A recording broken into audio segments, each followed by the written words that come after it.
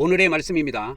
오늘 또 요한계시록 하나님의 지상통치의 전개과정 11번째 시간으로서 오늘은 요한계시록 17장의 내용을 정리해 드리도록 하겠습니다.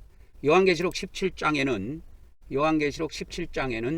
음녀의 정체가 이렇게 쭉 기록되어 있는데요. 그 음녀의 정체 11가지 내용 중에서 오늘은 5가지를 정리해 드리도록 하겠습니다. 여러분 안녕하십니까? 성경말씀 사관학교입니다. 오늘은 하나님의 말씀 무장 299회가 되겠습니다. 내일이면 300회가 됩니다. 300회가 되면 재생 목록이 4번으로 새로 바뀌게 됩니다. 그래서 내일부터는 또 재생 목록이 바뀐다는 것을 참조하시기 바랍니다. 선자 이름으로 선자를 영접하는 자는 선자의 상을 받을 것이요 의인의 이름으로 의인을 영접하는 자는 의인의 상을 받을 것이라고 주 예수님께서 말씀해 주셨습니다. 저는 하나님께서 이 마지막 때 말씀의 나트로 사용하시려고 창세전부터 예배해 놓은 자입니다. 저의 연락처는 카톡 아이디 리키777이 되겠습니다. 이 말씀은 여러분의 기도와 후원으로 제작이 되고 있습니다. 많은 기도와 후원을 부탁드립니다. 오늘은 개신교의 종말론 제18회가 되겠습니다. 우리가 요즘에 요한계시록의 핵심 주제들을 다루고 있는데 첫 번째 주제가 뭐냐? 가장 강력한 주제, 가장 핵심적인 주제가 뭐냐? 하나님의 지상 통치입니다. 이거를 요한계시록을 해석하는 사람들이 많은 사람들이 이걸 놓치고 있는데요. 이 요한계시록의 핵심 주제 중에 핵심 주제는 바로 하나님의 지상 통치입니다. 예수님도 물론 오셔가지고 1000년 동안 이 지상을 통치하시고 또 첫째 부활에 참여한 자들도 왕권을 받아서 1000년 동안 이 지상을 통치합니다. 근데 가장 중요한 것은 하늘에 계신 아버지 하나님께서 이 지상에 오신다고 하는 것입니다. 그래서 요한계시록에서는 하나님 아버지가 이 땅에 앞으로 오실 분이다 또는 장차 오실 분이다, 이것이 기록이 되어 있는데 4번이나 기록이 되어 있습니다. 그래서 하나님이 계신 새 예루살렘 성이 이 지상에 내려오게 됩니다. 그래서 이 지상은 창세로부터 하나님께서 계획하신, 천지창조를 창조하실 때부터 하나님께서 계획하신 나라가 있는데 바로 하나님의 나라요 그리스도의 나라가 이 땅에 들어서게 됩니다. 그래서 이 하나님의 나라에서 예수님도 물론 통치하시지만 예수님께서 이 통치권을 위임을 하셔가지고 첫째 부활한 자들에게 이 통치권을 위임해서 첫째 부활에 참여한 자들이 왕들로서 이 지상을 통치하게 됩니다. 그와 더불어서 이 교회 시대의 마지막 때에 구원받은 하나님의 백성들, 육체가 살아남아서 천년왕국에 들어간 하나님의 백성들이 이때 생육하고 번성하게 됩니다. 이때는 하나님께서 지상에 있는 모든 저주를 걷어가십니다. 그래서 자녀를 창세기 3장에서 인간에게 내려놓은 저주가 이때 다 풀리게 됩니다. 그래서 창세기 3장에 그 선악과를 먹고 나서 선악과를 먹은 후에 인간에게 내린 저주가 있는데요. 저주가 다 이제 풀리게 됩니다. 그래서 그때는 여자들이 어린아이를 출산해도 해산의 고통이 없어요. 그리고 이 땅에 이렇게 땅이 저주를 받아갖고 열매를 잘 못 맺는 일도 없습니다. 그래서 이 천년왕국 때는 이 지구상에 어마어마한 과일나무들이 주렁주렁 열리게 됩니다. 그래서 이 천년왕국에는 굶어 죽은 사람도 없고 병들어 죽는 사람도 없고 아픈 사람도 없고 사망이나 애통하는 것이나 곡하는 것이 없어져요. 그래서 놀라운 하나님의 나라, 그리스도의 나라가 이 땅에 건설될 예정이라고 하는 것입니다. 이것이 이루어지기를 위해서 주님께서는 나라가 임하옵시며 그래서 나라가 임하옵소서 하는 그 주기도문을 믿는 자들에게 알려주신 것입니다. 그래서 나라가 임하옵소서, 이 나라는 바로 아버지의 나라가 되겠습니다. 그래서 오늘은 요한계시록 하나님의 지상통치의 전개과정 11번째 시간으로서 우리가 이전에 했던 말씀들을 간략하게 16장까지 간략하게 정리하고 오늘은 17장의 음녀의 정체에 대해서 좀 세밀하게 알려드리도록 하겠습니다. 계시록 1장은 지상에 하나님께서 오시겠다. 그래서 하나님을 장차 오실 분, 앞으로 오실 분으로 이렇게 하나님을 소개하고 있습니다. 이것이 두 번 기록되어 있어요. 요한계시록 1장 4절과 1장 8절에. 그리고 4장에도 또 나오고 또 그 뒤에도 또 한 번 더 나옵니다. 이처럼 요한계시록에서는 첫 장부터 하나님이 장차 이 지구상에 오실 분이다. 이렇게 소개하고 있습니다. 성경 어디에도 하나님이 앞으로 오실 분이다, 장차 오실 분이다라고 하나님을 소개하고 있는 곳은 없습니다. 오직 요한계시록에서만 그렇게 기록되고 있습니다. 그래서 계시록 2장 3장에는 7교회가 아시아의 7교회가 나오는데요. 이 아시아의 7교회는 바로 예수님이 통치하시는 그리스도의 몸이고 성령님이 인도하시는 바로 그 교회입니다. 그래서 성령이 교회들에게 하시는 말씀을 긴 자는 들을지어다 해서 이 계시록 2장 3장에서의 교회 통치는 예수님과 성령님이 통치권을 가지고 있음을 보게 됩니다. 4장에는 하나님의 통치의 중심지인 하나님의 보호자 세계가 소개되어 있습니다. 그리고 5장에는 보호자에 앉아 계신 분의 오른손에 7인으로 봉해진 책이 있는데, 두루마리 책이 있는데, 이 책에는 하나님께서 이 지상에 오셔가지고 이 지상을 통치하시겠다는 내용의 비밀이 담겨 있습니다. 근데 이 지상을 통치하시려면은 이 지상에 있는 인간들이 하나님이 오시는 것을 반기는 것이 아니라 반대해요. 그것을 알려주는 것이 이 두루마리의 또 핵심적인 내용입니다. 그래서 하나님께서는 하나님을 믿는 자들에게 이 두루마리 책에 기록된 비밀을 알려주기를 원하는데, 누군가가 이 책을 받아서 이 책에 인봉된 것을 떼어가지고, 뗄 자격이 있어야 이것을 떼어가지고 그거를 알려줄 수 있다 하는 겁니다. 그래서 유일하게 천상천하에 유일하게 이 하나님의 두루마리 책을 받아서 뗄 수 있는 자격이 있는 분이 바로 보호자 주위에 계신 어린 양이라고 소개되어 있습니다. 그래서 계시록 6장에서는 어린 양께서 이제 그 하나님의 손으로부터 그 두루마리 책을 받아서 첫째 인부터 6개 인을 떼게 됩니다. 그리고 마지막 7번째 인은 8장 1절에 기록되어 있습니다. 그 사이에 뭐가 있느냐? 계시록 7장이 기록되어 있는데, 이 인을 다 떼게 되면 지상에 하나님께서 통치하시겠다고 하는 비밀이 다 알려지게 됩니다. 이 지상에 믿는 자들에게. 근데 그 중에서 모든 믿는 자들이 구원받는 것이 아니고 구원을 받지 못하는 많은 믿는 자들이 있다는 것을 알려줍니다. 그러면 이 대환란 기간 중에 누구만 구원받느냐 라고 했을 때 계시록 7장에서 하나님께서 알려주는 답은 곧 14만 4천 명의 하나님의 종들과 흰 옷 입은 하나님의 백성의 무리라는 것을 이렇게 계시해 주고 있습니다.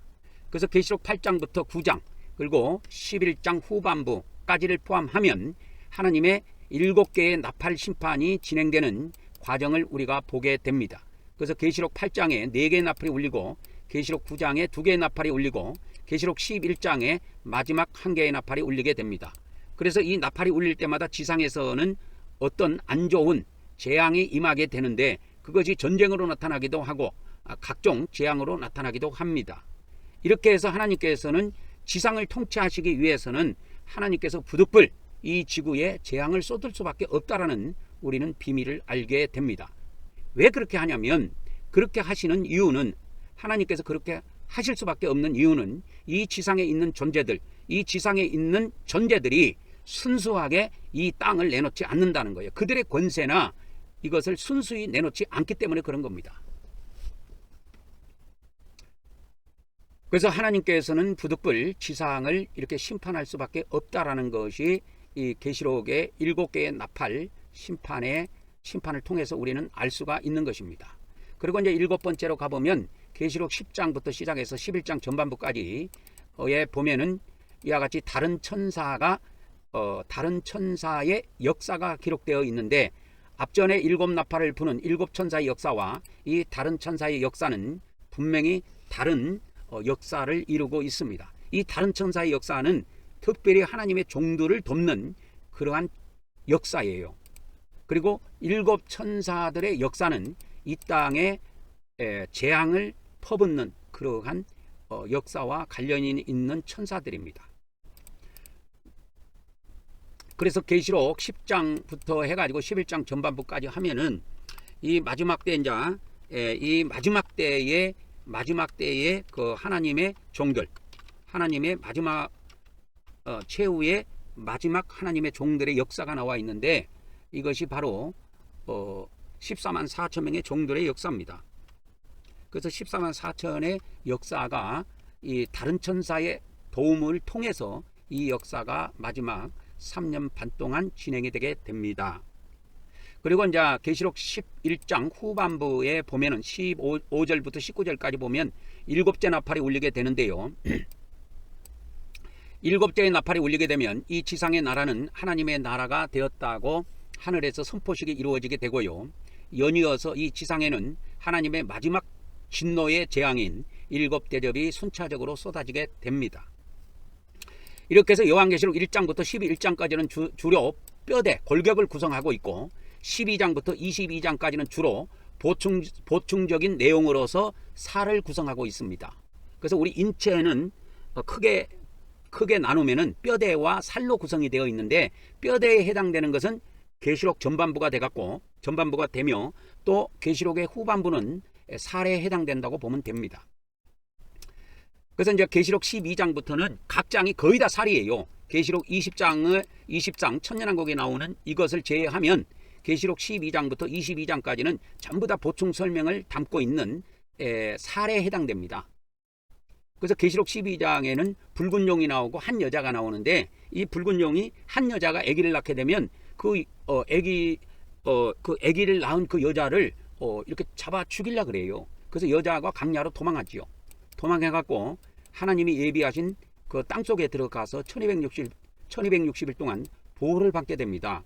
그래서 마지막 짐승의 3년만 통치 기간에 유일하게 살아남는 자들이 바로 이 계시록 12장의 여자로 상징되어 있는 자들입니다. 이것이 계시록 7장에는 흰옷 입은 자로 이렇게 게시되어 있습니다. 그래서 이 여자들은 잠깐 동안 이 계시록 13장에 보면 잠깐 동안 짐승의 통치 기간 약 3년 반 동안이 이 지상에서 통치 기간이 이루어지게 되는데요. 이 기간 동안에 땅 속에 들어가서 살아남는 자들이 계시록 12장의 여자들입니다. 근데 이 계시록 13장에는 두 짐승이 나오는데, 이 두 짐승은 하나는 바다에서 올라오고 하나는 땅에서 올라와요. 그래서 이 짐승은 이 지구상의 존재들이 아닙니다. 전부 다 무저갱에서 나오는 존재라고 성경에는 이미 기록이 되어 있어요.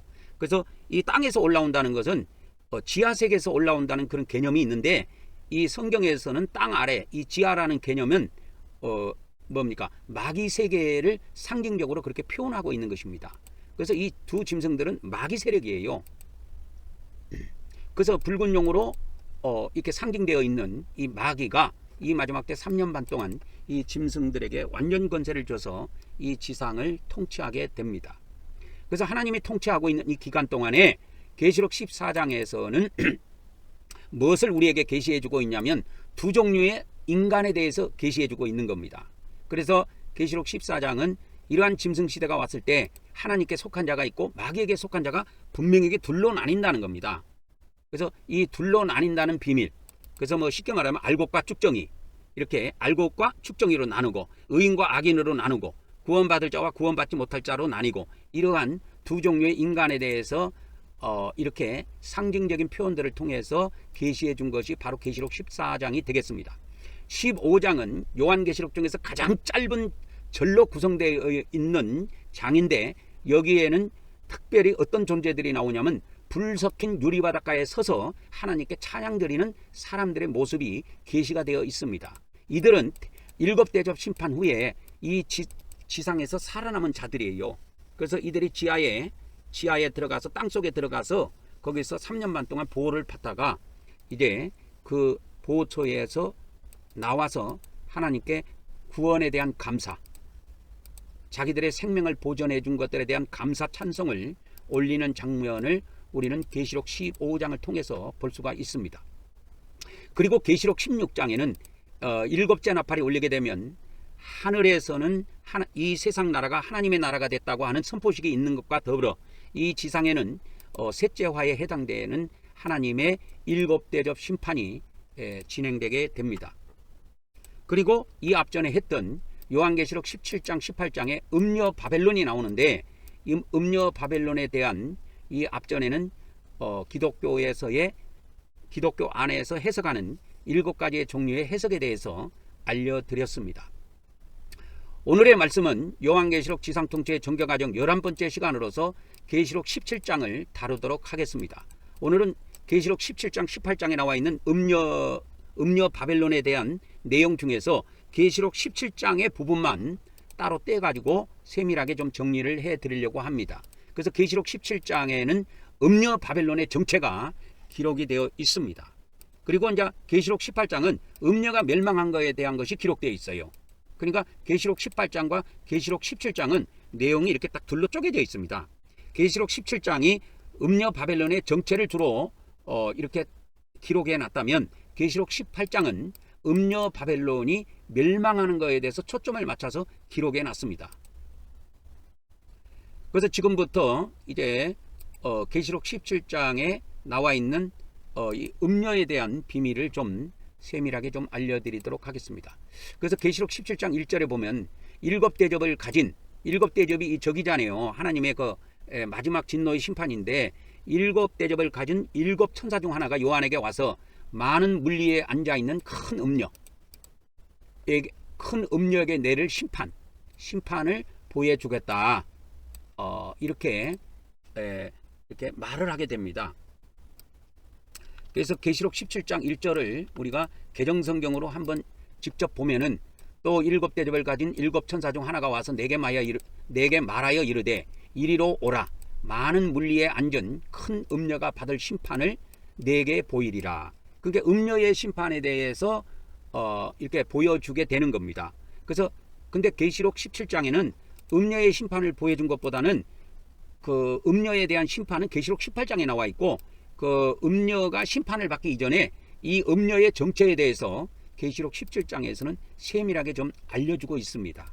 그래서 이 계시록 17장은 음녀의 정체가 뭐냐, 그리고 계시록 18장에서는 음녀의 심판, 그러니까 음녀의 멸망이 주로 기록되어 있습니다. 그래서 이 음녀와 관련해 가지고 그 계시록 17장 2절에 가보면 땅의 임금들이면 땅의 왕들이잖아요. 땅의 왕들이 그 음녀와 그와 이렇게 되어 있는데 기독교 성경에는 그거 원래는 이거 여성으로 되어 있기 때문에 그녀와 이렇게 번역하는 것이 더 정확합니다. 그래서 개정 성경보다는 흠정역 성경을 좀 보도록 하겠습니다. 그래서 흠정역 성경을 보면은 땅의 왕들이 그녀와 음행하였고 땅의 거주자들도 그녀의 음행의 포도주에 취하게 되었다. 이렇게 되어 있습니다. 이제 땅의 왕들은 그녀라고 하는 것은 음녀를 말합니다. 음녀와 음행했다. 그러니까 이거 육적으로 보면은 이것을 육적으로 그냥 쉽게 우리가 세상적으로 이해하기 쉽게는 뭐냐면 땅의 왕들이, 그러니까 땅의 대통령들이 창녀와 성관계했다, 그런 이야기입니다. 그리고 땅에 거주하는 자들도 그녀의 음행의 포도주에 취하게 됐다. 그러니까 땅에 거주하는 자들은 이 그녀와 직접적으로 이렇게 몸을 섞지는 않았지만 그녀가 주는 그 포도주에 그걸 포도주를 마시고 취하게 됐다는 거예요. 그래서 이 내용이 둘로 갈라집니다. 그래서 여기에서 이제 음행을 어떻게 볼 것이냐, 단순하게 성적 타락만을 이야기한 것이냐라고 했을 때 이거는 깊은 영적 의미를 갖고 있습니다. 그래서 이건 육신적인 어떤 음행보다는 영적 간음에 대한 것으로 해석하는 것이 더 분명해지는 것입니다. 뜻이 더 분명하게 나타나게 돼요. 그래서 이 음녀의 정체를 좀 이따가 제가 말씀을 드리겠지만 이 음녀가 하나님 대신에 다른 그 짐승 있죠. 짐승의 권세와 짐승의 우상, 그 다음에 짐승의 뭡니까? 짐승의 그 권력, 세상적으로 가지고 있는 권력하고 결탁해가지고 하나가 됐다 이 말이야. 그래서 창녀와 성관계를 하면 우리가 한 몸이 되는 것처럼 여기에서도 이렇게 영적 간음을 행하는 이 음녀가 왕들하고 영적 간음을 한다는 것은 이러한 그 의미가 있는 것입니다. 그래서 하나님을 대신해서 하나님을 배신하고 그렇게 하는 거예요. 이 간음이라고 하는 거는, 음행이라고 하는 것은 아무한테나 사용할 수 있는 게 아니에요. 자기 아내에게 해당되는 사람들에게만 원래 사용할 수가 있습니다. 간음이라는 것은. 그래서 하나님 대신에 다른 짐승의 권세와 또 짐승의 우상을 숭배하고 짐승의 권세에 빌붙어 가지고 하나 돼 가지고 영적 간음을 행하는 것으로 이해하는 것이 요한계시록 17장을 이해하는데 분명한 이러한 그 의미를 밝혀주게 될 것입니다. 그래서 요한계시록 17장의 음료는 그냥 답을 내려준다면 거짓 선지자를 이야기하는 거예요. 거짓 선지자. 거짓 선지자입니다. 그래서 그 예수님께서 2000년 전에 오셔가지고 거짓 선지자들을 삼가라, 조심해라. 이 마지막 때에는 많은 거짓 그리스도들과 거짓 선지자들이 일어난다고 이야기를 해 주셨어요. 마태복음 24장 24절에. 그리고 마태복음 24장 11절에도 이 마지막 때 거짓 선지자가 많이 일어나서 많은 사람을 미혹시킨다는 거예요. 이 거짓 선지자의 정체가 뭐냐? 바로 요한계시록의 음료로 비유해 놓은 겁니다. 그러니까 마태복음에서는, 공간복음에서는 이걸 예수님이 음료로 사용한 적이 없고 그냥 거짓 선지자라고 답을 줬어요. 근데 이 요한계시록 17장 18장에 나와 있는 이 음료는 바로 거짓 선지자들을 의미합니다. 그러니까 양의 옷을 입고 있어. 그리고 성도들에게 나오는데 속에는 노략질하는 일이야. 이것이 언제 실상적으로 많이 이루어지냐면 이 마지막 때 짐승시대 때 이것이 많이 이루어져요. 그래서 마태복음 24장 24절에 보면 거짓 그리스도들과 거짓 선지자들이 일어나서 큰 표적과 기사를 보여 이게 이러한 막 놀라운 일들을 보여주는 거예요. 그래서 할 수만 있으면 택한 자들도 미혹을 시키려고 하는 것입니다. 이 똑같은 내용이 마가복음 13장 22절에도 기록되어 있습니다. 거짓 그리스도들과 거짓 선지자들이 일어나서 이적과 기사. 이적이라는 것은 기적을 이야기해요. 그런 기적과 기사를 행하여 할 수만 있으면 택하신 자들을 미혹하려고 한다고 하는 것입니다. 그래서 이 공간복음에는 예수님께서 거짓 선지자와 거짓 그리스도를 많이 말씀을 해 놓으셨습니다. 이것이 요한계시록 17장 18장에는 음녀라는 것으로 비유돼 가지고 우리에게 이 마지막 때 일어나는 거짓 선지자들에 대해서 이와 같이 요한계시록에서는 음료로 비유가 되어 있다. 그것이 또 바벨론으로 비유가 되어 있다 하는 겁니다. 그래서 단순히 이 거짓 선지자의 세력들은 그냥 단순히 거짓말을 하는 정도가 아니라 어마어마한 세력을 갖게 됩니다. 이 마지막 때. 그래서 세상 왕들도 아까 계시록 17장에 뭐라 그랬어요? 세상 왕들과 음행하는 거예요. 이들이 하나가 되는 거예요. 한 몸을 이루어버립니다. 육신적으로 보면 한 몸을 이루는 거고 영적인 의미로 그것을 분별해 보면은 완전히 하나님을 대적하는 세력으로 바뀌어요. 그런데 이 거짓 선지자들이 평안하고 안전하다 하는 이런 시대에는 하나님의 종으로 살아요. 목사로 또는 천주교로 말하자면 천주교 신부로 또는 개신교로 말하면 개신교 목사로 활동을 해요. 이렇게 편안한 시대에는. 그런데 짐승시대가 오면은 이들의 정체가 드러나요. 이들의 정체가 드러납니다. 아니 기독교 목사를 했고 천주교 신부를 했던 이 하나님의 종이라고 하는 인간들이 나중에 보니까 짐승변에 딱 붙어갖고 자기 교인들을 전부 다 짐승을 경배하는 쪽으로 이끌어가게 됩니다. 이것이 여러분이 이해가 잘 오지 않으면 조선시대 때 일어난 일들을 한번 100년 전에 있었던 조선시대에 있었던 일들을 한번 생각해 보세요. 우리나라가 1910년도에 1910년 그러니까 지금으로부터 115년 전입니다. 115년 전에 우리나라가 일본 식민지가 됐어요.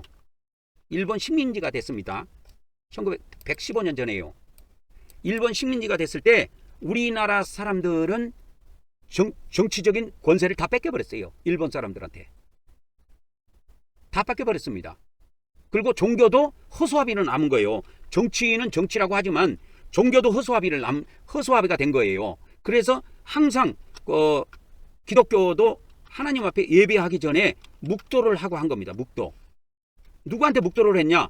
천황이라고 하는 일왕이 있어요. 일본 왕이 있는데 그 천황이라고 불렀어요. 그 천황한테 묵도하고 이렇게 먼저 딱 해갖고 천황을 경배하도록 하기 위해서 천황을 딱 머리 숙여서 경배를 하고 난 다음에 예배가 진행이 됐어요. 그러니까 이것이 지금도 기독교에 이 잔재가 남아 있어갖고 기독교 보통 예배를 시작할 때 묵도로 하나님께 예배 드리겠습니다. 이렇게 시작해요. 묵도로 예배를 시작하겠습니다 해갖고 주보에 보면 전부 다 첫머리에 묵도가 나와요. 이게 조선시대 때 실제로 있었던 영향이에요. 지금도 이게 살아서 있다니까. 근데 기독교 목사들은 왜 왜 묵도를 해야 되는지도 모르고 그냥 우때에 그렇게 했으니까 나도 이렇게 해야 된다 하고 해서 하고 있습니다. 그래서 보통 기독교의 주보에 보면은 예배 순서지에 첫 번째가 나온 게 묵도예요. 예배 순서지에 첫 번째가 묵도입니다. 마지막은 축도고. 근데 성경 어디에도 묵도로 시작해서 축도로 끝내야 된다는 예배 형식이 없어요. 그 형식 자체가 없습니다. 그래서 이 거짓 선지자들이 실상은 양의 탈을 쓰고 있어요. 양의 옷을 입든지 양의 탈을 썼든지 똑같은 의미인데 양의 탈을 딱 쓰고 있어요. 근데 속은 일이야. 속은 일이야. 양이 아니야. 일이야. 그러니까 쉽게 말하자면 겉으로 보면 천사인데 속은 마귀야. 이걸 두고 거짓 선지자라고 그래요. 뭐 기독교 안에서 개신교 안에서 뭐 조금 뭐 내용이 다르고 뭐 자기들하고 해석을 좀 달리 해석하면 막 이단으로 함부로 치고 하는데 그거는 시기심에서 나온 거고 그거는 별거 아닙니다. 진짜 무서운 것은 이 마지막 때에 음료로 상징되어 있는 거짓 선지자가 판치는 시대가 온다는 거예요. 이것이 이해가 안 가면 조선시대 우리나라가 식민지가 됐을 때 일본의 식민지가 됐을 때 기독교가 어떻게 하나님께 예배했는가 그거를 참조해 보시면 참고가 됩니다. 근데 일본 식민지보다 앞으로 이 짐승 시대에는 엄청난 이 쉽게 말하자면 종교 탄압이 있습니다. 죽여버려요. 그래서 기독교도 할 수 없이 짐승한테 경배하도록 돼 있어요. 이건 기독교뿐만이 아닙니다. 기독교, 천주교, 그 다음에 불교, 이슬람 종교, 전 세계 어떤 종교뿐만이 아니고 모든 지구상의 인간들이 짐승을 경배하게 돼 있어요. 그리고 사람을 이렇게 핍박합니다. 핍박해서 죽여요. 그래서 모든 인간이 짐승을 경배하는 시대가 와요. 그래서 이거는 우리 인간들이 모르고 있었는데 요한계시록이라는 그 하나님의 지상 통치의 비밀이 담겨 있는 그 계시 안에 이 비밀이 담겨 있어요. 그래서 모든 인간이 짐승을 경배하고 모든 기독교가 짐승을 경배하는 시대가 옵니다. 그래서 예전에 기독교에서 이런 말이 있었어요. 한경기 목사도 예전에 일본 시대 때 그 사람도 그러니까 쉽게 말하자면 천황을 경배한 사람이다. 그러니까 쉽게 말하면 우상 숭배를 한 사람이다. 그걸 자기가 고백을 했습니다. 그 당시에 살아남은 사람 중에서 이걸 안 한 사람이 있을까요? 우리나라 목사들 중에서 안 한 사람이 있어요. 주기철 목사는 그래서 순교의 길을 간 겁니다. 그런 인물 한 사람 나오기가 쉽지 않아요. 일제시대 때. 이걸 일제시대 때라고 그래요. 일제시대 때 종교 탄압이 있었는데 그 중에서 주기철 목사는 천황을 경배를 안 한 거예요. 안 한 거예요. 그래서 순교의 길을 갔습니다. 그러니까 이 세상에서는 비참하게 죽었지만 하늘에서는 위대한 인물로 되는 겁니다. 그러니까 이런 짐승시대가 앞으로 올 때 전 세계 종교가 탄압을 받고 기독교뿐만이 아니에요. 기독교, 천주교, 그 다음에 불교, 이슬람 종교, 뭐 힌두교, 전 세계 종교뿐만이 아니고 전 세계 모든 인간이 짐승을 경배하는 시대가 와요. 이때 많은 사람을 미혹합니다. 우리가 짐승을 경배해야 됩니다. 그러니까 단에 서가지고 강대상에 서가지고 우리는 짐승을 경배해야 됩니다. 전 세계의 왕, 전 세계를 먹여 살릴 수 있는 저 짐승을 우리는 경배해야 됩니다. 아마 그때 당시에는 짐승이라는 용어를 안 쓸 거예요. 성경에 이게 짐승이로 비유가 되어 있는 거지 실제로 그 시대가 왔을 때는 아주 휘황찬란한 용어로 바뀔 겁니다. 이것이 아름다운 용어로 바뀔 거예요. 그래서 이 거짓 그리스도들과 거짓 선지자들이 일어나가지고 큰 표적과 막 기적을 보여주면서 하나님께서 택하신 자들도 미혹을 한번 해보려고 별짓거리를 다 하게 될 거라 이 말입니다. 그러니까 이런 내용들이 바탕이 됐을 때 계시록 17장에 있는 음료에 대한 것을 우리가 어느 정도 간파할 수가 있는 겁니다. 그래서 요한계시록을 다른 사람들은 뭐 계시록 17장 18장에 나와 있는 그 음료를 어떻게 해석하는지 뭐 이렇게 7가지를 제가 알려드렸지만, 저는 그들과 달리 성령님이 주시는 그 지혜와 지식을 저도 빌려서 여러분들에게 이것을 독특하게 설명해 드리려고 하는 것입니다. 그래서 이 계시록 17장에 나와 있는 음료는 한마디로 말하면 거짓 선지자들이에요. 이게 한두 놈이 아닙니다. 한두 놈이 아니에요. 여러분, 지금 현재 기독교 안에, 천주교 안에 수많은 그 하나님의 종이라고 하는 그 지도자들이 있지요. 교회를 인도하는 그 지도자들이 있잖아요. 이들이 나중에는 하나님을 위해서 일하는 것이 아니고 짐승을 위해서 일해요. 짐승을 위해서 일한다니까. 왜? 이게 일제시대로 가야 이게 이해가 돼. 왜? 짐승시대가 오면 짐승표를 안 받거나 짐승을 경배 안 하면 다 모가지 따서 죽여버려요. 그러면 여러분은 어떻게 하겠습니까? 사람이 살기 위해서 짐승한테 빈대붙을 수밖에 없어요. 근데 그 중에 신실한 사람들이 있을 거란 말이에요. 전 지구상 사람들이 짐승한테 다 빈대붙은 것은 아니고, 신실한 사람들은 짐승을 경배하기를 거부할 겁니다. 그들의 정해진 숫자가 누구냐? 첫 번째는 14만 4천 명이에요. 그 수는 하나님께서 보호해 주신다는 겁니다. 특별 은총으로다가 그들을 보호해 주신다는 것이 요한계시록의 약속이고 언약이에요. 그래서 이 음료는 짐승 통치식입니다. 다른 시대가 아니고 짐승의 통치 시기에, 뭐 통치 시대라고 해도 되고, 통치 시기에 짐승의 앞잡이가 돼갖고 수많은 성도들을, 그러니까 수많은 성도들, 교인들을 미혹해갖고 이 짐승을 섬기게 하는 거예요. 그러니까 지금은 누구를 섬기게 합니까? 지금은 하나님을 섬기게 하지요. 근데 나중에 시대가 바뀌면, 짐승 시대가 오면 하나님을 강대상에 서가지고 설교를 할 때 하나님을 섬기자고 말을 못하는 거야. 짐승을 섬기자고, 짐승을 경배하자고 그렇게 말을 하게 된다는 겁니다. 그 시대를 한번 상상해 보세요. 왜? 그들이 예배 드릴 때나 먹을 때나 군인들이 말이야 쭉 예배당을 다 뺑 둘러서 가지고 권총을 차고 막 총을 딱 갖고 있으면서 감시 감독을 한다고 했을 때 이 설교자들이 함부로 설교할 수 있겠냐 그 말이요. 지금이야 마음대로 설교하지만 짐승 시대는 다르다 이 말이요. 그리고 이 짐승은요, 여러분, 짐승은 이 세상 존재가 아니라고 내가 몇 번 이야기했습니다. 짐승은 외계인들이에요. 이 지구상 존재가 아닙니다. 지구상 존재가 아니에요.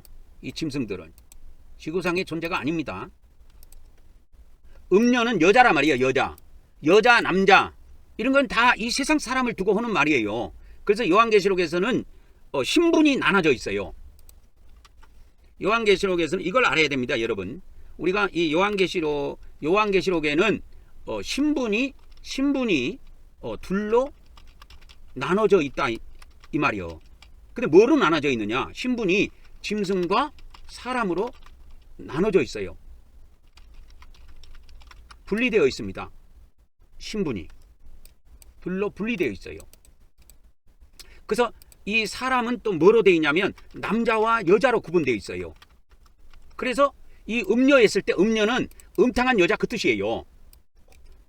고멜과 같은, 구약의 호세아서에 나온 고멜과 같은 그런 여자인데, 음녀라고 하는 것은 음탕한 여자를 말하는 거예요. 그러니까 이 여자는 사람 축에 들어가요. 짐승 축에 들어가는 것이 아니고. 그래서 이거를 구분을 잘 하셔야 됩니다. 그래서 요한계시록에서는 이 신분이 둘로 딱 나눠져 있어요. 그래서 요한계시록 13장에는 짐승만 나옵니다. 짐승만 나와요. 짐승. 두 짐승이 나와요. 요한계시록 13장에는. 근데 12장에는 붉은 용과 여자가 나와요. 여자. 그 여자가 아이를 하나 낳는데 남자아이를 낳아요. 그러니까 이게 남자는 어디에 속해요? 사람에 속하지요. 짐승에 속하는 것이 아니고. 그래서 이것을 구분해야, 그래서 요한계시록을 해석할 때 상징적인 언어들이 많이 있는데 그것을 해석할 때 가장 먼저 구분해야 될 것이 짐승과 사람입니다. 우리는 이런 구분 없이 막 해석하죠. 근데 짐승과 사람을 구분해야 명확하게 요한계시록을 해석해 낼 수 있습니다. 그러면 이 사람 중에 남자와 여자가 있는데 이 안에 믿는 사람들이 이제 성도란 말이요. 근데 원래 성도의 의무는 뭐냐? 하나님을 섬겨야 돼. 그런데 짐승 통치 시대가 되면은 짐승 통치 시대에는 그게 불가능해져. 왜? 예배 시간에 쉽게 말하자면 짐승을 경배하는 시간에는 그냥 예배 시간이라고 합시다. 원래는 하나님을 섬겼는데 그때는 짐승을 섬겨야 되는 그 시대란 말이요. 그래서 권총을 차고 총을 들고 예배당 예배 드리는 장소를 쫙 둘러서 가지고 있을 때 거기 안에 있는 사람들이 과연 하나님을 향해서 찬양을 올릴 수 있느냐 이거예요. 못합니다. 그리고 하나님을 섬기자고 하나님만 섬기자고 그거를 설교를 할 수 있느냐 못합니다. 그리고 그 말씀을 듣고 있는 사람들도 짐승을 경배합시다. 우리가 오직 짐승만을 경배합시다 라고 했을 때 아멘 할 수밖에 없어요. 속이야 어찌 됐든 간에. 그래서 이 짐승 통치 시대에는 이 음녀들이라고 하는 이 사람들이 거짓 선지자로 전락해 버립니다. 거짓 선지자로 전락을 해버려요. 그래서 수많은 성도들을 미혹하고 붉은 짐승, 그 짐승을 경배하게 하고 또 짐승의 우상을 경배하게 합니다. 이게 요한계시록의 핵심이에요. 짐승을 경배하게 하고 짐승의 우상을 경배하게 합니다.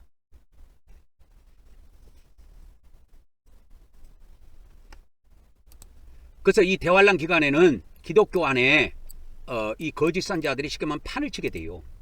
대환란 기간 안에는 기독교 안에 거짓 선지자들이 판을 치게 됩니다. 모두 다 거짓 선지자로 전락이 돼요. 그러면 거짓 선지자가 아니고 참 선지자는 어떻게 되느냐? 죽음을 선택합니다. 주기철 목사처럼 죽음을 선택해요. 그렇게 해서 이 세상에서 죽음을 선택한 하나님의 종의 수가 몇 명이냐? 그것이 14만 4천 명이에요.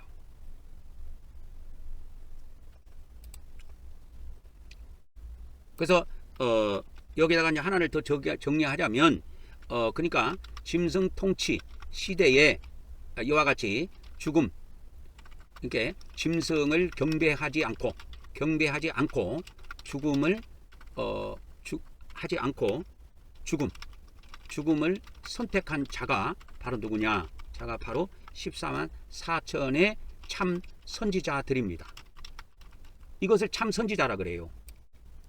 살아남은 사람은 다 거짓 선지자로 전락이 돼요. 왜? 그때는 설교자들이 강단에 서가지고 설교를 할 때 하나님을 섬기자고 말을 할 수가 없다니까요. 하나님을 섬기자고 하는 것이 아니라 그래서 짐승을 섬기자고 짐승을 섬기자 짐승을 경배하자고 외치는 때라 그 말이요. 그런데 짐승 통치 시대가 왔을 때 가감하게 짐승을 경배하지 않고 바로 죽음을 선택한 자들이 하나님의 종들 중에서 나오는데 이들이 이마에 하나님의 인침을 받은 14만 4천 명의 참 선지자들입니다. 그래서 이런 것을 미래를 대비해서 지금 말씀으로 따박따박 자기 속을 채운 사람만 이 시대가 왔을 때 자기 속을 따박따박 채워나간 사람만 이 시대에 참선지자 반열에 설 수가 있는 거예요. 자기 속이 강하지 못한 사람은 절대 그렇게 할 수가 없습니다. 죽음에 대한 두려움 때문에 바로 배신해버립니다. 그래서 이 14만 4천 명, 그래서 이 14만 4천의 인격이 있습니다. 인격. 14만 4천 명이 14만 4천이 될 자들의 인격이 있는데 그 인격을 크게 세 가지가 있습니다. 세 가지. 뭐냐면 말씀 무장이에요. 첫째는 말씀 무장입니다. 둘째는 그러면 뭐냐? 둘째는 용기예요. 아무리 말씀을 무장해도 이 용기가 없이는 참선지자 반열에 들어갈 수가 없습니다. 근데 지금 이 평안한 이런 시기에 이 말씀을 무장하고 있는 이 시기에 이런 말씀을 들으면서 겁을 내는 사람들은 이 참선지자 반열에 그 당시 이제 짐승 통치 시대가 오면 참선지자 반열에 들어갈 수가 없어요. 그래서 내공을 길러야 돼요. 지금부터라도. 그리고 이제 그 셋째는 뭐냐면 말씀을 무장하는 가운데 많은 생활 속에서 또 이런 환경 속에서 어려움과 힘든 일이 앞으로 닥칠 겁니다. 그래서 끝까지 견디는 인내심이 필요합니다. 이것이 14만 4천이 될 수 있는 자격 세 가지의 인격이에요. 첫째는 말씀 무장입니다. 그래서 이 마지막 때 다른 말씀보다는 요한계시록 말씀을 많이 무장한 사람이 최고입니다. 그것도 틀린 해석을 무장하는 것이 아니라 성령님이 주시는 해석, 이러한 말씀들을 완전히 무장했을 때 이제 14만 4천의 반열에 들어갈 수 있는 인격을 갖춰 나가는 것입니다. 그래서 첫째는 말씀 무장입니다. 첫째는 말씀 무장이요. 둘째는 뭐예요? 용기예요. 왜 용기가 필요했냐? 이 14만 4천의 종들은 짐승시대가 왔을 때 하나님이 순교시킬 자들이에요. 그래서 과감하게 자기 목숨을 내주는 것을 두려워하지 않는 이 인격을 무장하는 사람을 원해요. 어차피 내가 죽어도 부활할 건데 뭐 내가 한 번 죽는 거 뭐 두려워? 어차피 죽으면 부활할 건데. 그래서 이런 것을 완전히 무장한 사람들이 용기를 갖게 됩니다. 그래서 부활신앙을 완전히 가진 사람만이 용기를 가질 수가 있어요. 부활신앙을 가져야 됩니다. 여러분, 부활신앙을 가진 사람만이 용기를 가질 수가 있습니다. 용기. 부활신앙이 없으면 용기를 가질 수가 없어요. 우리 인간은.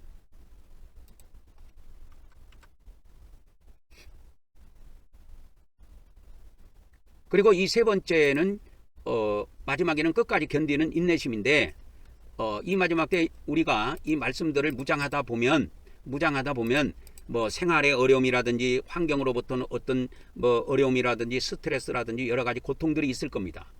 그런데 이런 거에 의해서 인생이 휘둘리지 않고 끝까지 이 마지막 때에 관련된 요한계시록의 말씀들과 예언의 말씀들을 매일매일 따복따복 말씀을 무장하면서 부활신앙을 통해서 용기를 계속 갖고 두려움이 없어지면서 끝까지 견디는 이렇게 신앙, 그러한 신앙을 가졌을 때 이런 사람들이 짐승 통치 시대가 왔을 때 자기의 목숨을 내주고 짐승과 맞짱 떠갖고 참 선지자 반열에 들어갈 수가 있는 것입니다. 근데 이 참 선지자에게 정면으로 대결하는 자들이 이 14만 4천 명의 참 선지자들에게 정면으로 대적하는 자들이 바로 음녀예요. 음녀들은 뭐냐면, 음녀들은 쉽게 말하자면 종교 지도자들로 보는 것이 가장 여러분이 이해가 잘 오게 될 거예요. 그러니까 종교 지도자들이에요. 이 음녀들은. 음녀는 계시록 17장에서 말하는 음녀는 종교 지도자와 같은 자들입니다. 근데 지금 기독교 안의 종교 지도자들을 보면 개신교에서는 목사라 그러고 천주교에서는 신부라고 부르지요. 근데 이들이 짐승 통치 시대가 왔을 때는 제 역할을 못해요. 그래서 하나님의 뜻을 정면으로 외면하고 육신이 살아남기 위해서 오직 짐승만을 경배하자고 외치게 됩니다. 근데 짐승 시대가 왔을 때 짐승을 경배하지 말고 하나님만 경배하자고 외치는 자가 누구냐? 그게 14만 4천이라니까. 이것을 외치는 자는 목숨 내놓고 외치는 거예요. 그러니까 그의 인격에 용기라는 것이 없이는 이걸 아무도 못해요. 말씀 무장만 갖고 될 수 있는 게 아닙니다, 여러분. 말씀 무장만 갖고 될 수 있는 부분이 아니에요. 그러나 용기가 있다고 그러면 다 됩니까? 말씀 무장이 없으면 불가능한 겁니다. 세상의 깡패들이나 조폭들도 보면 칼 갖고 막 서로 죽이고 쑤시고 막 하지요. 자기 두목들을 위해서 목숨을 내놓은 사람도 있습니다.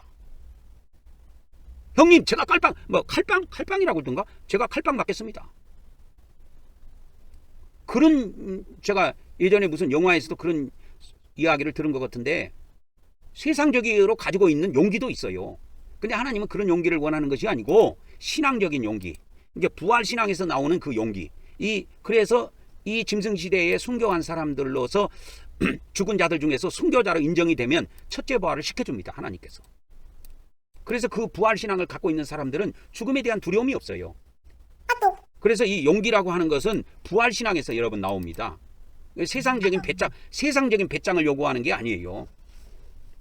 세상적으로 배짱 있는 사람들이야 많지요. 조폭들 한번 보세요. 조폭 영화를 한번 보세요.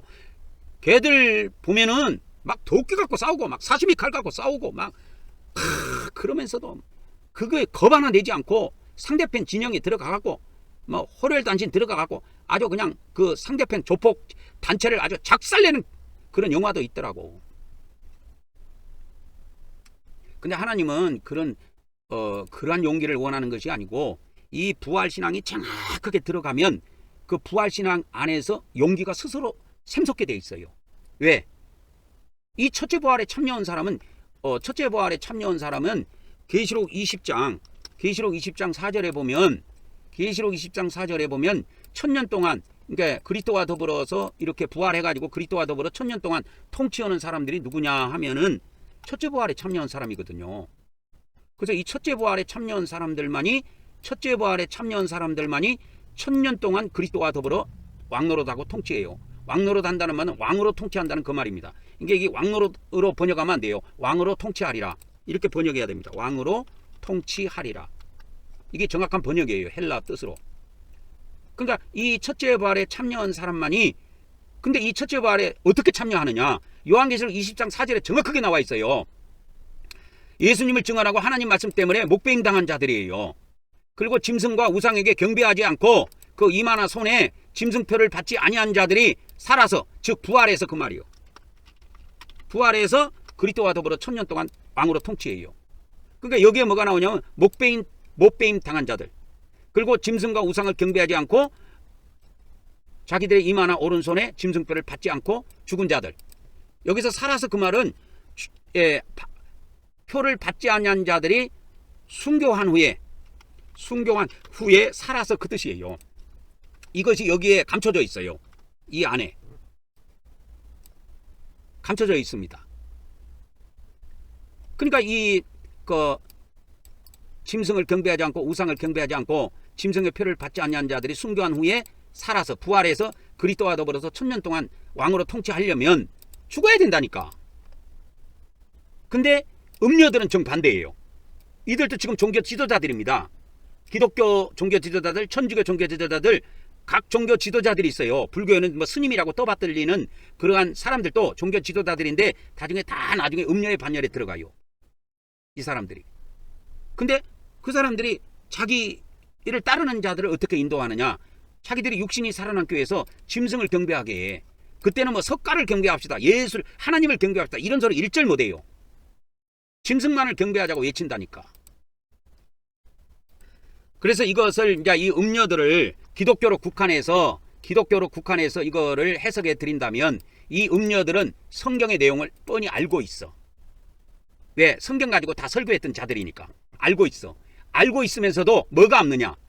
말씀은 알고 있어 이들도. 근데 두 번째 뭐가 없어요? 용기가 없는 거야. 둘째 인격이 안 돼 있어. 인격이 안 돼 있어. 그래서 다 무너져 버리는 거야. 그래서 육신이 살아남기 위해서 짐승을 경배합시다. 아마 그 성경에는 짐승으로 돼 있지만 이 시대가 왔을 때는 짐승이라는 용어를 쓰지 않을 겁니다.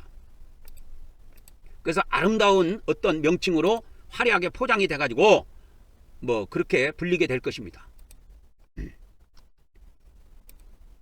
그래서 이 음녀들을 기독교로 국한해서 내용을 한정지어서 여러분들에게 설명해 드린다면 이 기독교 종교 지도자들이 성경의 내용을 뻔히 알고 있으면서 이때껏 설교했다 이 말이요.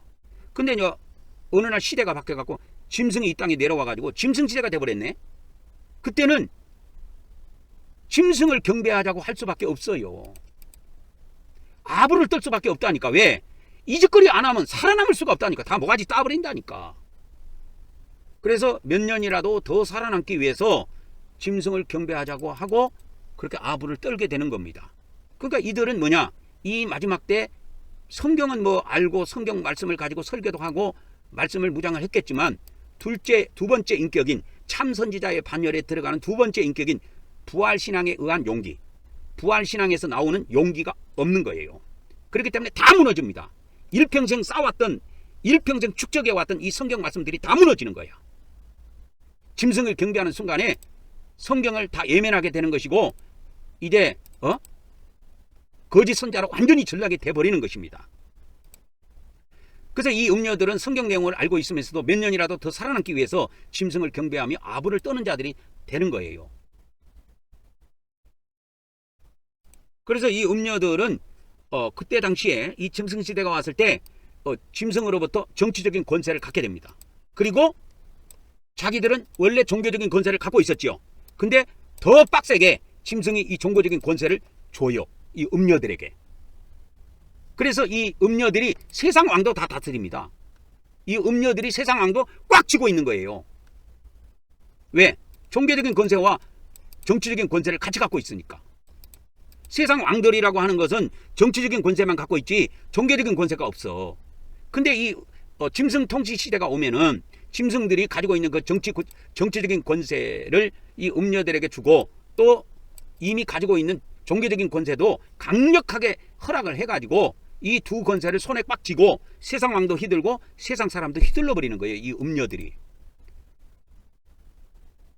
그래서 이 지금 기독교 안에 있는 이 성도들을 잘못된 길로 인도에 들어가는 마귀 새끼, 마귀 자식들 역할을 하는 겁니다. 이 자들이. 지금 그렇게 만일 지금 이 시대에 이 대한민국 지금 이 시대에 평안한 이 시대에 만일 그렇게 하는 목사나 그렇게 하는 신부가 있으면 교인들이 가만 안 있겠죠. 그런데 짐승지대에는 교인들이 가만히 있게 돼. 왜? 만일에 들고 일어나면 바로 숙청당해 버리니까. 살아남기 위해서 교인들도 찍소리를 안 하는 거야. 그래서 이 음녀들을 따라가면 다 축종이로 전락이 됩니다. 그래서 이 짐승 통치 시대에 음녀를 따르는 자들은 모두 축정이로 전락한다 이 말이야. 여러분 알곡과 축정이 들어봤죠? 얘들이 축정이야. 그래서 이 짐승 시대를 통해서 뭐냐? 하나님께서 원하신 것은 짐승을 통해서 알곡과 축정이를 딱 나눠버리는 거야. 하나님의 뜻은 거기에 있습니다. 그래서 짐승 통치 시대를 왜 허락했는가? 짐승 통치 시대를 통해서 하나님께서는 뭐요? 알곡과 뭐요? 축정이로 분리한다 이 말이요. 짐승 통치 시대를 통해서 하나님께서는 알곡과 축정이로 분리를 해버리는 겁니다. 그래서 이 짐승 통치 시대가 반드시 오게 하는 거야. 우리 인간에게는 참혹한 현실이지만 참혹한 시대지만 하나님께서 그 사랑이 많으시고 지혜가 많으신 하나님께서 이 시대를 구상하신 것은 뜻이 있어서입니다. 이때 알곡과 축정이가 완전히 분리돼요. 하나님께서 알곡과 축정이로 분리하시고 또 뭐냐? 참 선지자와 그러니까 참종과 거짓종으로 분리하신다 그 말이에요. 참종이 있고 무슨 종이 있어요? 거짓종. 그러니까 이것을 쉽게 다시 말하면 참종은 참선지자예요. 참선지자고 이 거짓종은 거짓선지자예요. 그렇게 참선지자와 거짓선지자가 완전히 분리돼 버립니다. 그래서 이 음녀들이 거짓 선지자들인데 이 음녀들은 하나님의 참종들을 죽이는 거짓 무리가 됩니다. 그리고 거짓 선지자들이고 거짓 종이 되는 거예요. 지금은 참종 같지만 지금은 목사 안수 받아갖고 참종 같고 신부로서 이렇게 서품이라 합니까? 그걸 받았기 때문에 하나님의 참종같이 느껴지지만 짐승 통치 시대가 왔을 때는 이들이 거짓 선자로 전락이 되고 거짓 종으로 전락이 된다는 거예요. 그래서 거짓 무리를 이끌어가요. 완전 축정이들이에요. 왜 하나님께서 이 일을 벌이시느냐? 이 짐승 시대를 통해서 참과 거짓을 나누는 겁니다.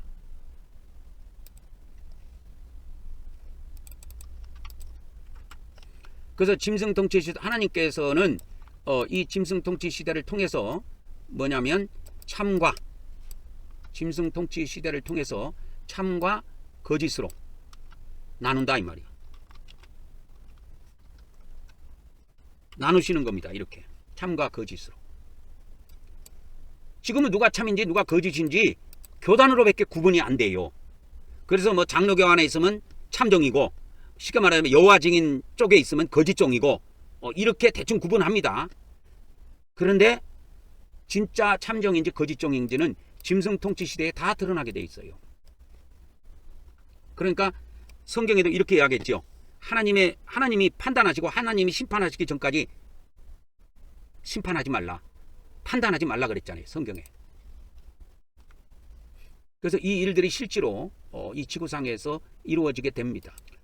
그래서 이 두 번째 보면은 계시록 17장의 두 번째 보면 이 광야에서 사도 요한이 성령으로 광야로 데려감을 받습니다. 광야로 데려감을 당하고 거기서 한 여자를 봅니다. 이 여자가 무슨 여자냐? 음녀예요. 그게 계시록 17장 3절에 나옵니다.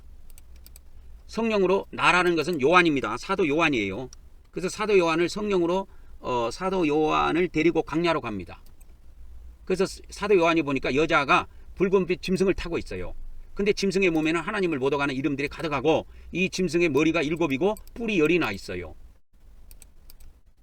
근데 그 여자를 가만히 짐승을 타고 있는 여자를 보니까 옷이 빛과 번쩍해 자줏빛과 붉은 옷을 입고 있어 이 여자가. 그리고 무엇으로 꾸몄느냐? 보석으로 주렁주렁 꾸몄어. 금과 보석과 진주로 꾸미고 있어. 그리고 손에 금잔을 들고 있어 이 여자가. 근데 금잔 속을 이렇게 요한이 쳐다보니까 가증한 물건이 가득하고 그 여자의 그 음행에 더러운 것들이 가득 이 금잔 안에 들어있어요.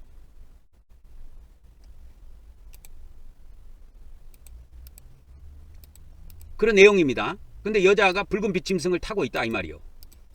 근데 그 짐승은 하나님의 이름을 못 얻어가는 이름들이 가득하고 그 다음에 머리가 7이고 뿔이 10이에요. 이게 계시록 17장 3절에 기록되어 있다고 그랬죠. 그래서 이거를 보면은 뭘 알 수 있냐면 계시록 13장에서 올라온 그 바다에서 올라온 짐승과 연결해 볼 수가 있습니다. 이 붉은빛 짐승은 계시록 13장에 보면 바다에서 올라온 첫 번째 짐승이 있어요. 두 번째 짐승은 땅에서 기어 올라오는데 이 짐승은 바다에서 기어 올라와요. 그러니까 원래 이게 바다에서 올라오고 땅에서 올라오는 존재이기 때문에 지하의 세계에서 올라오는 존재고 원래 마귀 세력을 그렇게 상징해서 보여준 겁니다. 하나님께서 사도 요한에게. 그래서 인간하고는 별종이에요. 그래서 이 바다에서 올라온 짐승과 우리가 연결해서 보면은 정확하게 계시록 17장에 있는 붉은빛 짐승을 우리가 정확하게 이해할 수가 있습니다. 그래서 이 붉은빛 짐승은 하나님을 대적하는 이렇게 정치 세력, 제국 세력을 가지게 됩니다.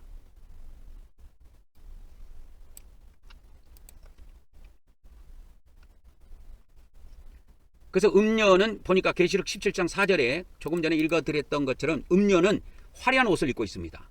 그리고 화려하게 꾸미고 있어요. 보석으로. 그리고 손에는 금잔을 갖고 있어요. 근데 금잔이 뭐로 가득 찼느냐? 가증한 물건하고 음행에 더러운 것들이 가득 담긴 금잔이에요. 그러니까 이 여자를 겉으로 보면 화려하죠. 근데 속은 뭐예요? 속은 보니까 가증하고 더러운 것들이 가득해요. 속은. 겉은 화려하고 매력적인데 이 여자를 보면 음녀의 겉은 화려하고 매력적이에요. 근데 그 음녀의 속은 뭐예요? 속은 가증한 것들로 가득하고 더러운 것들로 아주 가득한 겁니다. 그래서 계시록 17장 5절 6절에 보면 이 여자의 이마에 뭐가 기록되어 있느냐?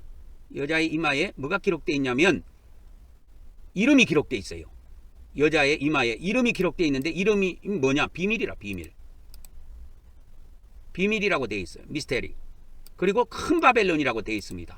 그리고 땅의 음녀들의 어미, 그리고 가증한 것들의 어미라고 되어 있어요. 그러니까 여기에는 이렇게 보면 됩니다. 땅의 음녀들의 어미, 그리고 엔드, 그리고 가증한 것들의 어미라는 이름을 갖고 있어요. 그러니까 이거를 분리해 보면 4가지의 이름이 있는 거예요. 그래서 이 비밀이라는 말은 바벨론이 단지 바벨론이 뭡니까? 페르시아 제국한테 멸망을 했는데요. 그 바벨론이라는 것이 옛날 바벨론을 그냥 상징적으로 말하는 것이 아니고 이 마지막 때 마지막 역사에 나타나 하나님을 대적하고 세상을 미혹하고 성도들을 핍박할 거대한 정치적, 종교적, 제국적 체제 전체를 의미합니다. 이 비밀이라고 하는 거는. 그래서 이 여자 이름이 바벨론이라고 되어 있는데, 큰 바벨론이라고 되어 있는데, 원래 이 바벨론이라는 건 바벨론 제국으로 되어 있었어요. 그러니까 바벨론 제국이 막강한 힘을 가져서 유럽 대륙을 그냥 다 바벨론 손아귀에 넣고 있었던 것처럼 이 마지막 때도 이 음녀의 세력은 전 지구상을 아우를 수 있는 그러한 권세를 쥐게 된다라고 하는 겁니다. 그런 의미로서의 바벨론이라는 이름을 갖게 됩니다. 근데 이 여자는 자기만 음녀가 아니고 자기 밑에 또 이 지구상에, 여기서 땅이라고 하는 건 지구상을 이야기하는데 이 지구상에 수많은 음녀들이 있어. 그들의 어미 역할을 하는 거야. 그러니까 이 음녀 밑에는 수많은 딸들이 있는 겁니다. 그리고 이들뿐만이 아니고 가증한 것들의 어미. 여기서 가증한 것들이라는 것은 뭐 우상들의 의미 그런 의미도 되지만 가증한 사람들의 의미 그런 의미도 내포되어 있습니다. 근데 이 여자를 가만히 쳐다보면 계시록 17장 6절에 보면 이 여자를 가만히 보면 어떤 이상한 것을 보게 되는데 그래서 사도 요한이 이 여자를 보고 깜짝 놀라게 됩니다. 왜 깜짝 놀라게 되느냐? 성도들의 피와 예수의 증인들의 피에 취해 있어요. 그래서 이 여자를 보고 크게 놀라고 이상하게 여깁니다. 그러니까 천사가 왜 놀랍게 여기느냐 이걸 묻습니다. 그래서 내가 그 여자가 뭐 하는 여자인지 그 다음에 7머리 10뿔 가진 이 짐승의 비밀을 너에게 알려주겠다 하면서 알려줍니다. 그래서 짐승의 정체에 대해서 알려줘요.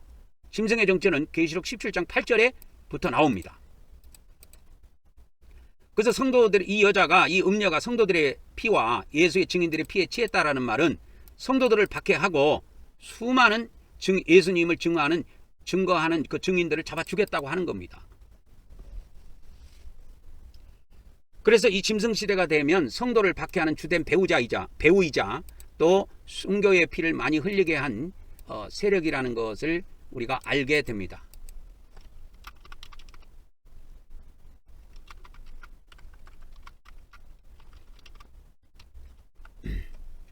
그만큼 성도 박해의 주된 배우이자 순교의 피를 많이 흘리게 한 세력이라는 것을 이제 우리가 알게 된다 이 말입니다. 그래서 이 여자를 보고 크게 이상히 여기 사도 요한이 여기게 됐는데 이것은 외형은 화려한데 외형은 이 여자가 보니까 엄청나게 화려한데 이 안을 들여다보니까 사악함이 그지없는 거야. 겉으로 보기에는 멀쩡한 여자인데 속으로 보니까 악랄한 여자야 이 여자가. 그래서 수많은 성도들을 잡아 죽이고 이 성도라고 하는 것은 거룩한 자라는 뜻입니다. 거룩한 자들을 잡아 죽여서 피를 흘리게 하고 예수님을 증언하는 예수님을 증거하는 자들을 잡아 죽인 겁니다. 그러니까 이 사악하게 이를 데 없는 거예요. 그래서 화려함을 보면 야 진짜 아름다운 여자네 이렇게 봤는데 하는 짓거리를 보니까 너무 사악하거든. 그러니까 둘 사이에 오는 괴리감 때문에 사도 요한이 놀란 겁니다. 그러자 천사가 내가 이 음녀와 짐승의 비밀을 너에게 알려주겠다 하면서 천사가 그거를 계시록 17장 7절에 보면 천사가 음녀와 짐승의 비밀을 풀어주겠다고 이야기해 줍니다.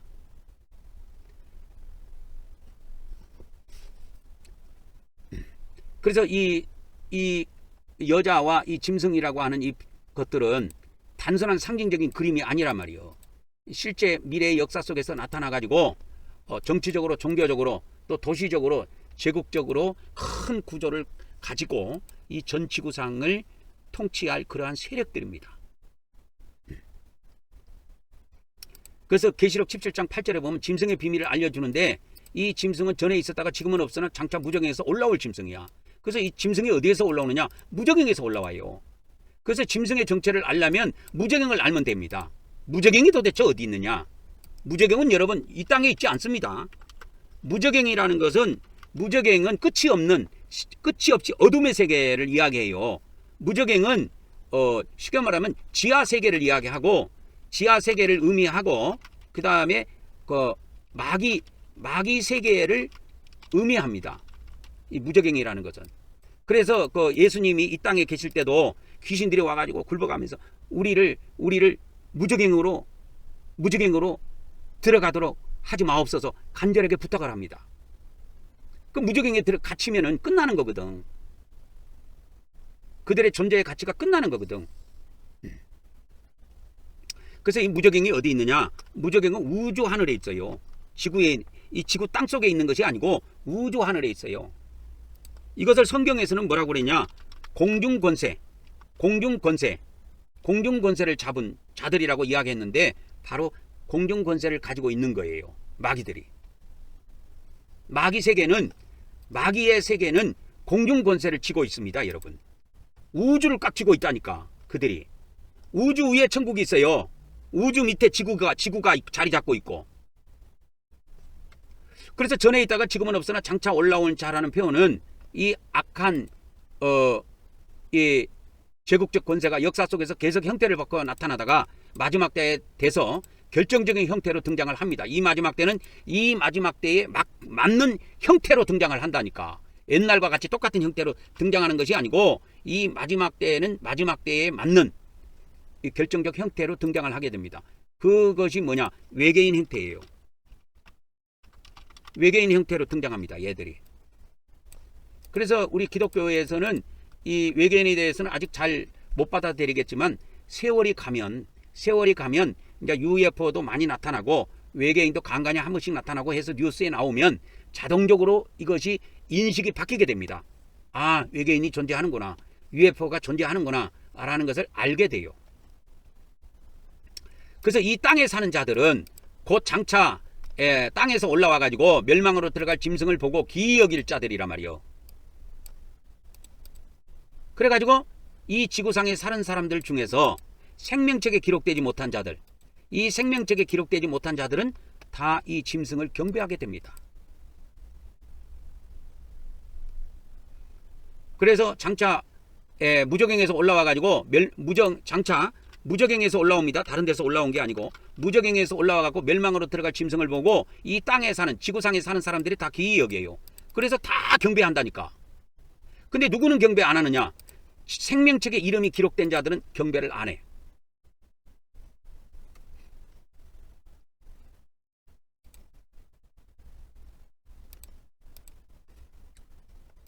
그래서 우리는 이 무저갱에서 올라온 이 짐승 때문에 모든 사람들이 짐승을 경배할 수밖에 없다.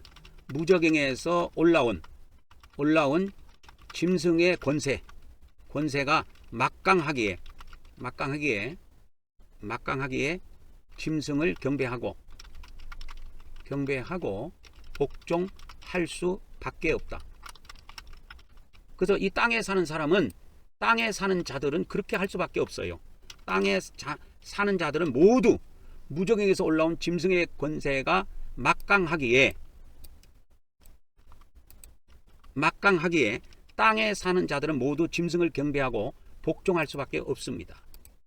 그래서 그때 살아있는 목사도 헛소리 할 수밖에 없고 지금 성경 가지고 설교하는 천주교 신부들도 헛소리 할 수밖에 없어요. 왜? 살아남기 위해서 그렇게 한다니까. 그래서 여러분